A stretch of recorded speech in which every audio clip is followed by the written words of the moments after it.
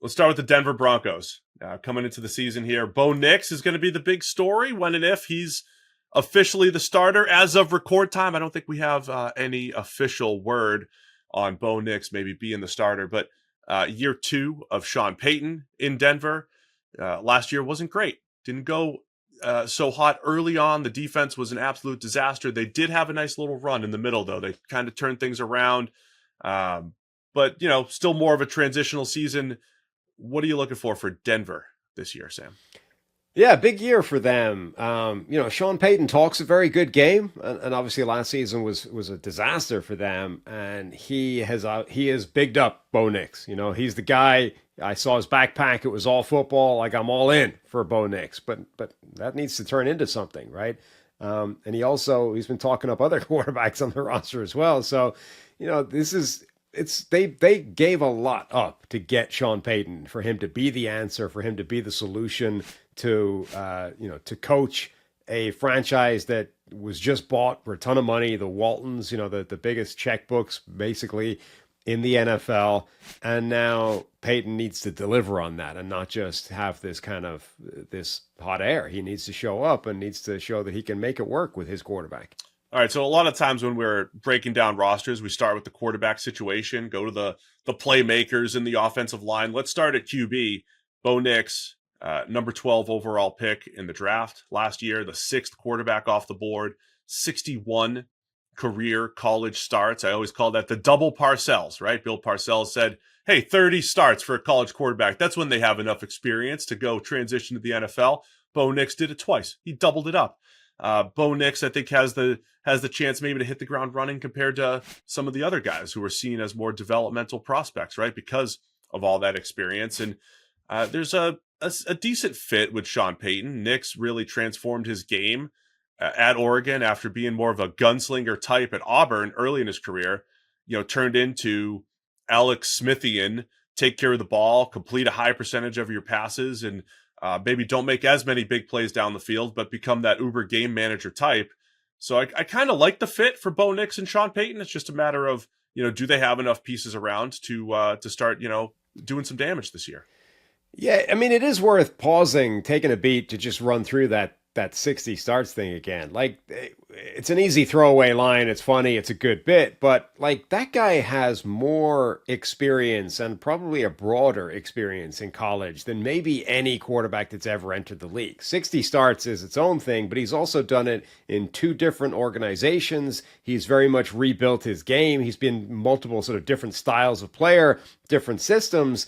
There aren't many, maybe ever, or any ever, that have come into the league with sort of that breadth of experience before hitting the NFL, right? Because these are things you're probably going to have to deal with in the NFL. Changes in system, changes in coaching, changes in situation, environment, and of course the actual experience of starting football games that some of these other guys don't have. So does it mean that Bo Nix is going to be amazing? No. Does it mean that he is further ahead or better equipped maybe than some other rookies to come in and be a day one starter? Probably.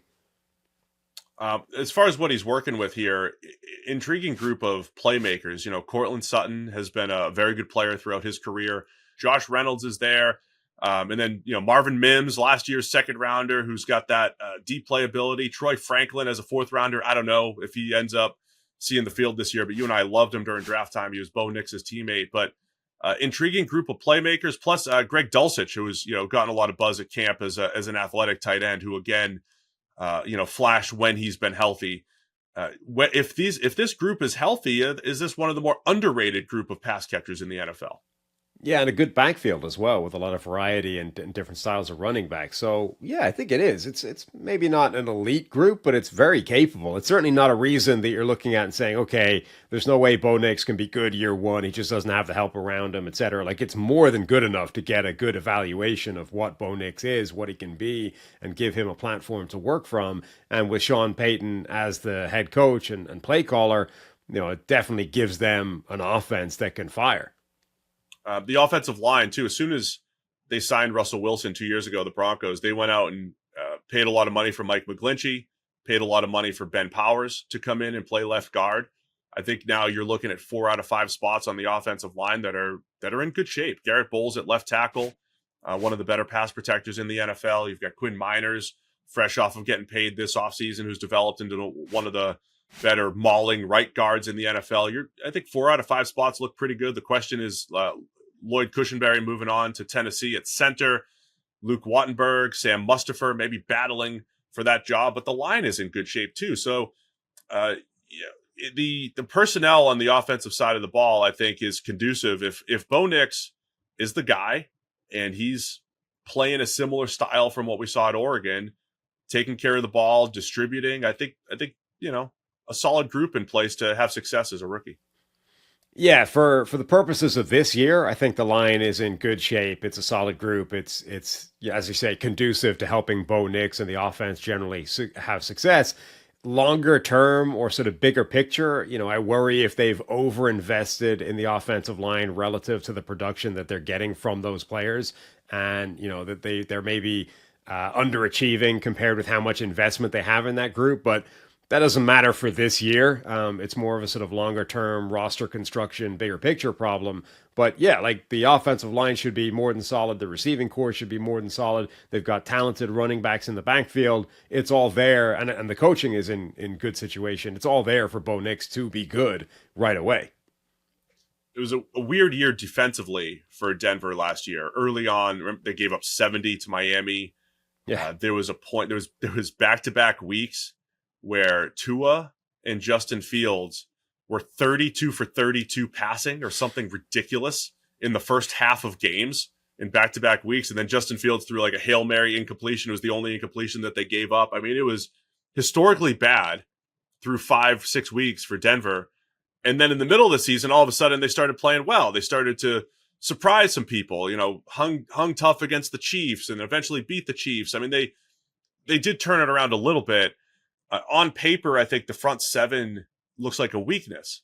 Now, all the reports out of camp are like, hey, this defensive line is pretty solid. But when you look at historic production, Zach Allen up front looks pretty good. Other than that, there's a lot of question marks. I mean, sometimes I'm intrigued by what we see here on paper versus the reports. Will this front seven surprise? Because you would need guys who have flashed in the past, Baron Browning, edge rusher hybrid, a couple edge rushers that we've liked in the past, Nick Benito, rookie Jonah Ellis. You need some of those guys to really step up and maybe live up to some of the hype that we thought they deserved coming out in the draft. Yeah, it's a group that have definitely flashed in the past, almost all of them actually, but haven't been able to sort of nail it down consistently. Like Baron Browning has had a month where he was like the best edge rusher in the NFL, and then that just never sustained, and he wasn't able to repeat that trick. John Franklin Myers has been a really good player for the Jets. He now comes over. Arguably, he's the best player on paper on this defensive line now in Denver. Those sort of mid-round situational edge rushers that you talked about, Nick Benito, Jonah Ellis, these are guys that can definitely create some heat and bring some juice to the pass rushing game. It is a group that could theoretically be a positive and be a real plus for this defense, but it's question marks across the board. So anytime that's the dynamic, where the high end of the range of outcomes for a team is great, what is the likely range of outcomes? It's somewhere in the middle where one or two of these guys plays well, flashes, the rest of them are still inconsistent, and it's, as a group, it ends up kind of middling and meh. Patrick Surtain, the second, the star in the secondary, he even had his ups and downs last year, especially relative to what he did in 2022, but he's got that lockdown ability, maybe a little underrated. I don't think he'll be underrated for long. I think he's getting paid soon when it's his time. Him and Sauce Gardner coming out of the same draft class, both looking really good. It looks like Riley Moss out of Iowa is going to potentially win that second cornerback spot. He was a guy that I thought when he came out was pretty sticky in coverage, needed to find the ball a little bit better. It was, had a knack for just giving up catches in tight windows, but that was the same description I used for Ravens corner Marlon Humphrey back in the day when he was coming out. Always in position, just got to do a little bit better at making plays on the ball. I think that bodes well for a guy like Riley Moss back there. So, look, I think I'm not terribly excited about the defense. I don't know how to break down last season with how bad it was and how it got better. I think, it probably comes out in the wash at the end, but I think they need a few more people to step up who haven't done it consistently in the past if they're going to have, a top 10 to 15 defense this year. Yeah, from remember a couple of years ago when they were being talked about as a potential Aaron Rodgers destination, right? And it was like, this is a championship caliber team as soon as you put Aaron Rodgers on it. And I think it never quite happened. Obviously, Rodgers ended up going to the Jets. They get Russell Wilson instead, and they've had to give up a lot to get, right, whether it's Russell Wilson, whether it's bring Sean Payton in. I think defense is where you see the sacrifices that they've had to make. You know, that's where the caliber of the roster has really been eroded, and you still have a couple of really good players, but overall, the talent level of the defense just isn't what it used to be, and I think it's in worse shape than the offense, which has been kind of pieced back together reasonably well. How would you describe the best case scenario for Denver this year? The one tricky piece here is you have this perceived impatient Sean Payton win now type of guy who had to go. They drafted QB6. All the stories are that they loved Bo Nix. Doesn't matter. They always loved him and he was their guy. But it's like a win now Sean Payton. They at least have a win now type of rookie quarterback with all the experience in Bo Nix. But will they also have the patience where it does feel like, hey, this roster is still a little in transition right now? I mean, even if you replace Bo Nix with like, you know, a pretty good, capable starter, I don't know that this Denver team has the teeth to be a real force. And, you know, maybe they could make the playoffs. I don't know that they would progress if they did.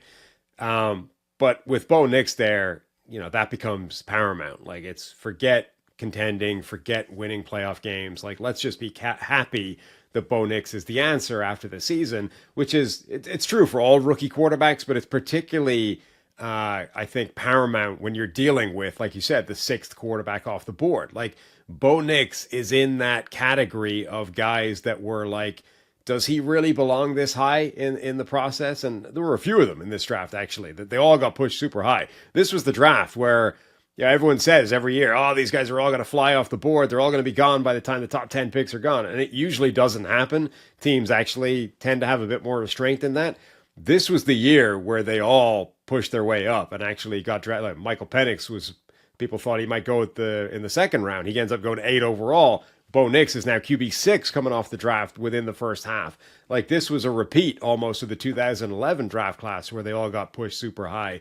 That year, it didn't work out, right? Whether it was Jake Locker, Christian Ponder, these guys that got artificially inflated weren't good and didn't become good NFL quarterbacks. Does that happen this year, or was this just a weird year where these quarterbacks were all better than, you know, a lot of people thought, and actually getting QB6, maybe he's QB3 for Denver. They love this guy all the way along. Like, just being able to come out of this year and at least being happy that you didn't draft the second coming of Jake Locker, I think is an important thing for Denver. On the other end, as far as worst case scenario goes, again, I think the lack of perceived talent on the defensive side of the ball comes back to bite.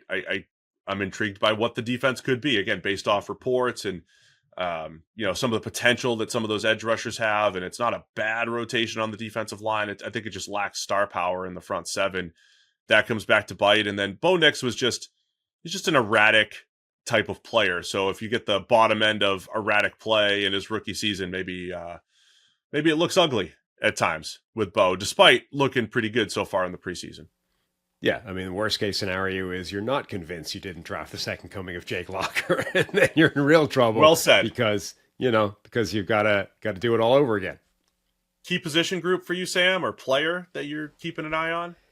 I think it is those edge rushers. There's guys I like there. There's quite a lot of guys I like there, actually. But does any of them become consistently that pressure player, you know, the guy that you can rely on getting 50 pressures over a season, be a reliable force, or is it going to have to be a committee? Is the committee going to be consistently underwhelming because you can't time up who's having their good game, their good snaps? Like, what does that end up looking like? Can somebody actually put their hand up and become like a real force for them, or is that going to be a kind of an inconsistent and iffy position group for them?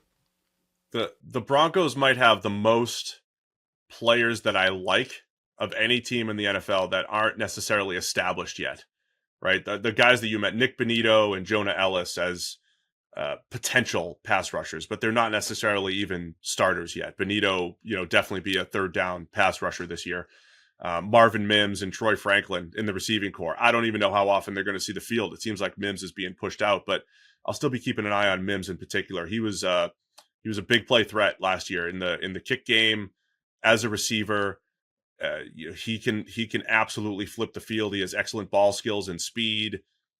Is something was missing there from a consistency standpoint, I think, though, from his ability to just get more opportunities. So I'll be keeping an eye on his ability to maybe sneak into the rotation as wide receiver 3 and maybe be that big play threat that a Bo Nix would need here.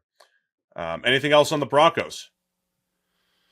No, fascinating team. I think Sean Payton has an incredible pedigree and incredible legacy already behind him, and now he's got to turn it forward and repeat the trick. Turn Bo Nix, turn the Denver Broncos into what the Saints were for so many years, which is a consistently good contending team.